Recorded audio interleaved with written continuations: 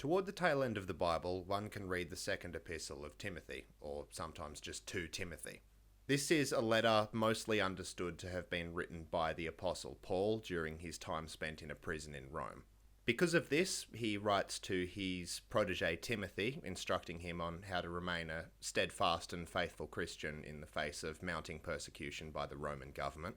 He then reflects on his time spent as a disciple of Jesus and what he observed of human society and sin during that time, and also what he feels will be coming in the future days of the church. At the end, though, he relays some statuses of key figures within the ministry at that time for Timothy. At one point, he says, "Alexander the Coppersmith did me great harm. The Lord will repay him according to his deeds. You too should be on your guard against him, because he strongly opposed our message."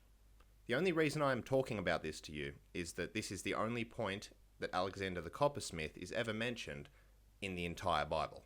Who is this Alexander, and what has he done to Paul, whose entire story in the Bible revolves around redemption and the extent of God's forgiveness, for him to now be resorting to warning other people to stay away from him? We can infer here that Alexander was indeed a metal worker who rejected the Christian message, most likely because of personal issue taken with Paul. We don't know what great harm or much evil, in some editions, Alexander did against Paul, but it seems to be to the extent that Paul has deemed Alexander beyond salvation. As you can imagine, though, there are other Alexanders in the Bible who some people have taken to theorizing that they may be the same Alexander as the one we're talking about now. In Acts chapter 19, a riot breaks out in the city of Ephesus when some local silversmiths get angry at Paul denouncing their business crafting idols. During the riot, a group of Jews put forward someone called Alexander who tries to calm the crowd and speak, but is unsuccessful. He's from Ephesus, he is a metal worker, he was caught up in a conflict against Paul but may not have necessarily been against him. We don't know because, as I said, he never gets to speak. There's also an Alexander in the First Timothy when Paul speaks about two Christians who have turned away from him and fled their faith.